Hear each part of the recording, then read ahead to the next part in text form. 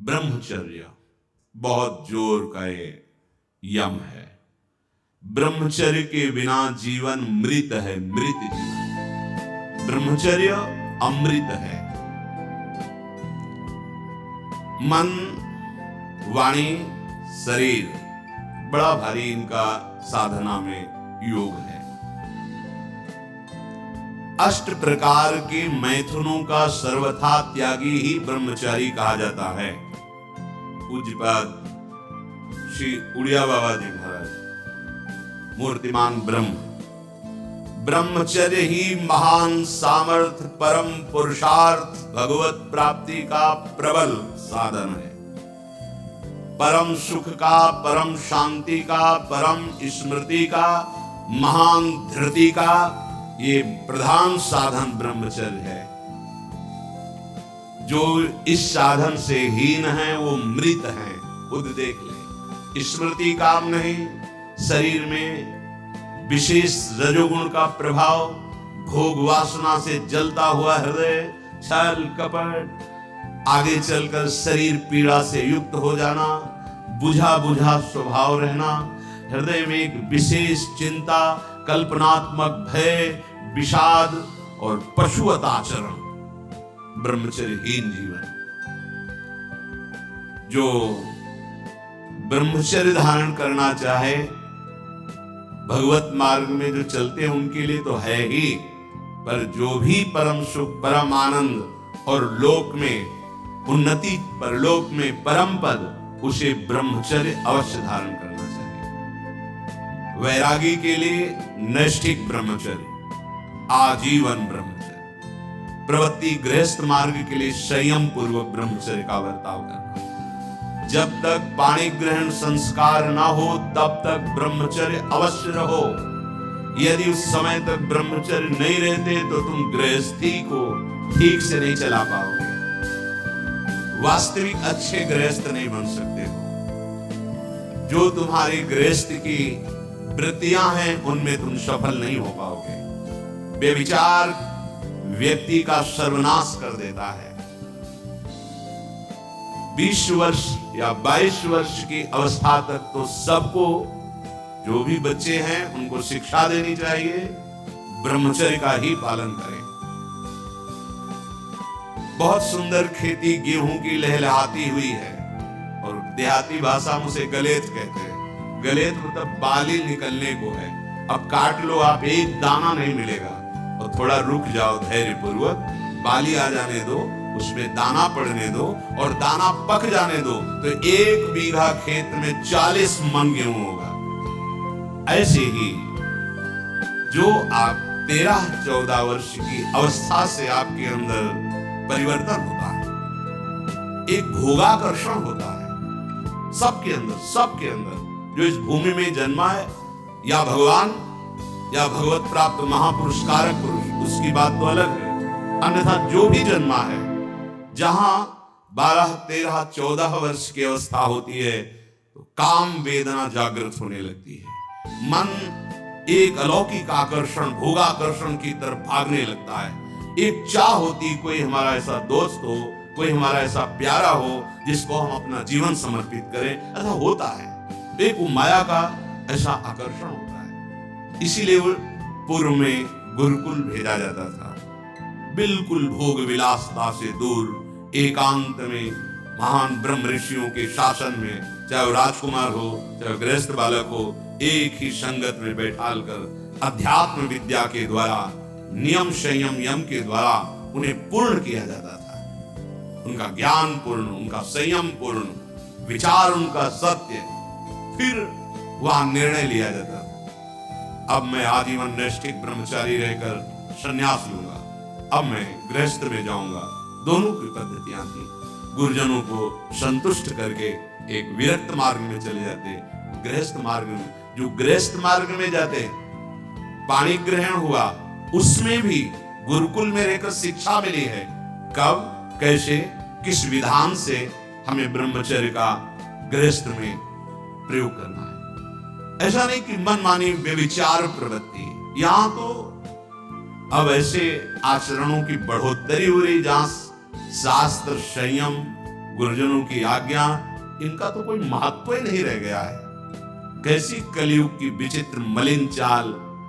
जिस अवस्था में असंग रहकर विद्या अध्ययन करना, स्वास्थ्यवर्धक चेष्टाएं करके स्वस्थ होना, समाज सेवक, देश सेवक, परिवार को सुख पहुंचाने वाला आचरण, अध्यात्म विद्या का ज्ञान, वहां छोटे से ही भोग वासना प्रवृत्ति की बढ़ोतरी, वो दोस्ती, विपरीत भावनाएं, व्यसन।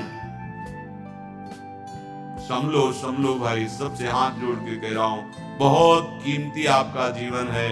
जिस जीवन को छोटे छोटे बच्चे गांजा, भांग, अफीम, ड्रग्स, चरस, ये क्या हो रहा है?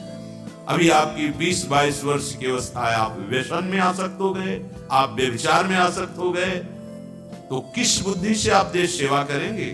किस बुद्धि से आप अपना उद्धार या अपने परिवार को सुख पहुंचाएंगे? ब्रह्मचर्य जीवन है, ब्रह्मचर्य जीवन है। ब्रह्मचर्यहीन जीवन मृत्यु है। पूज्यपाद सिउड़िया बाबा जी महाराज, साक्षात ब्रह्म।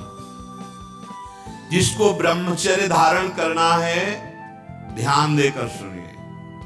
सबसे पहला कार्य उसकी दिनचर्या में, चाहे बच्चा हो, चाहे जवान हो, या जो कोई भी हो, सूर्य उदय के पहले रात्रि के चौथे प्रहर में ही जाग जाना चाहिए। अपने तो अर्धरात्रि के बाद ही जाग जाते हैं। चौथे प्रहर में प्रातः 4 बजे बिल्कुल जग जाना चाहिए। और जो 8-10 बजे तक सोता है, वो कोई भी हो, ब्रह्मचारी रह ही नहीं सकता, ब्रह्मचर्य रह ही नहीं सकता। वो स्वप्न दोष का शिकार होगा, वो नाना प्रकार की कुचेष्टाओं का शिकार होगा, पक्का।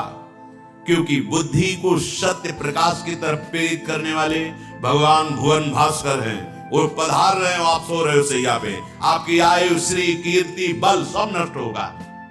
देखो ना, जो 10-10 बजे तक सोते हैं, देखो ना, उनसे बात करके देखो, एकदम ऐसा लगता है बुझा हुआ जीवन, कोई भागवतिक तेज उत्साह न वाणी में, न नेत्रों में, न तन में। क्या जीवन, मृत जीवन। सबसे पहला नियम लीजिए, जहां भी आपको शब्द सुनाई दे, आपका जीवन ब्रह्मचर्य ही अमृत है, और आपका जीवन ब्रह्मचर्य ही नहीं मृत्यु है। ब्रह्मचर्य रहने के लिए आपको अपनी दिनचर्या सुधारनी होगी। प्रातः 4 बजे आपको उठना ही होगा, तभी आप ब्रह्मचर्य रह सकते हैं। अगर आप नहीं उठते तो आप देख लेना, इसका आध्यात्मिक प्रभाव पड़ता है। आप देखिएगा 3 बजे से लेकर के सूर्य उदय के तक अगर आप सोते हैं तो आपका स्वप्न दोष बढ़ेगा, आपका संयम बिगड़ेगा। अगर आप कोई ऐसी कुछ चेष्टाएं नहीं किए हैं तो स्वप्न दोष की संभावना ही नहीं होती। आप बाल्यावस्था से कुछ चेष्टाएं करते हैं, संयम विरुद्ध रहते हैं, तो आप ना चाहते हुए फिर सामर्थ्यहीन हो जाते हैं, ब्रह्मचर्यहीन हो जाते हैं। बहुत ध्यान दें, ये अध्यात्म में जैसे पूरा मकान बनने के लिए नींव मजबूत होना जरूरी है, चाहे रेखंड का बना लो आप, अगर नींव मजबूत है। नींव मजबूत नहीं तो फिर मकान ढह जाएगा। ऐसे ही ब्रह्मचर्य हर मार्ग की नींव है। चाहे जिस मार्ग में चलना चाहो, चाहे जिस संप्रदाय में चलना चाहो, चाहे लौकिक मार्ग हो या पारलौकिक, आपका ब्रह्मचर्य नींव है जीवन की। इसको मनोरंजन मत समझो। कैसी तुम्हारी दुर्बुद्धि, अपने हाथ से तुम अपना नाश करते हो। कैसी कैसी दुर्बुद्धि जागृत हो गई, सावधान। पूज्यपाद बाबा कह रहे हैं, जब प्रातः काल उठो, कोई भी हो, अगर थोड़ी भी आस्तिकता है तभी तो ब्रह्मचर्य की भावना आप धारण करोगे। तो उठकर पहला कार्य प्रभु का स्मरण। अपने तो प्रभु के स्मरण की सरसता प्राप्त करने के लिए पहले तो गुरुदेव और भक्तों का स्मरण, फिर प्रभु को। मोरे मन प्रभु विश्वासा, राम ते अधिक राम कर दासा। भक्त सुमिरन से भगवान बहुत जल्दी प्रसन्न हो जाते हैं। हरि को निज यस्ते अधिक भक्तन यस पर प्यार। सबसे पहले महान भक्तों का स्मरण, उनसे हमें सामर्थ्य प्राप्त होती है। जब उनका स्मरण करते हैं तो उनकी भजन शक्ति, उनकी कृपा शक्ति हमको बल देती है, हमारी दिनचर्या परम पवित्र और शास्त्र सम्मत होती है। फिर बिना, जिसे आजकल वो चल पड़ा है चाय काफी, बाबा मना करते हैं, ये दिनचर्या ब्रह्मचारी की नहीं होती कि आप सुबह उठे चाय पिए फिर सो, नहीं। हाँ, जल के लिए आयुर्वेद में सिद्धांत है, बिना कुल्ला व मंजन किए आप जल पिए तो जो मुख में, वो आपके उदर को साफ करेगा जाके, आपके उदर को रोग रहित करेगा जाके। अधिक से अधिक पानी, अधिक से अधिक। अगर उल्टी हो जाती तो और अच्छा होता है, जैसे आप पिए 2-4-10 कदम पहले आपको उल्टी लगे, अगर उल्टी कर दिया तो बहुत अच्छा हुआ, क्योंकि पित्त और सब गर्मी निकल गई, नहीं हो रही, पच गया है। फिर इसके बाद आप शौच स्नान आदि क्रिया कीजिए। फिर पवित्र जब शरीर हुआ तो जैसे भजन आवश्यक है वैसे व्यायाम आवश्यक है, वैसे प्राणायाम आवश्यक है, वैसे आपको 2 किलोमीटर दौड़िए। कुछ शारीरिक ऐसा व्यायाम, कुछ ऐसे भी व्यायाम करते हैं, कोई व्यायाम पैर से,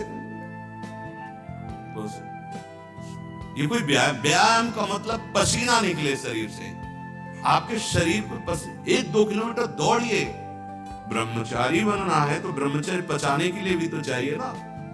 अब आधा घंटा पद्मासन 30 मिनट कोई बहुत नहीं होता, बैठ करके आप प्राणायाम, अनुलोम विलोम, जो भी उनको आजकल शिक्षाएं भी दी जाती है इसकी, आप उसको कीजिए। आसन पे बैठिए, आपका शरीर स्वस्थ रहेगा। फिर अगर आप विद्यार्थी हैं तो जैसे हम शास्त्र स्वाध्याय करते हैं उसी भावना से आप विद्यार्थी, आप देखो अगर स्मृति आपकी प्रवीण ना हो तो बताना। परम पवित्र विचार वाला, परम पवित्र आहार वाला, परम पवित्र जब आपकी चेष्टाएं, तब इस महान शक्ति को धारण किया जाता है। ऐसे थोड़ी होता है।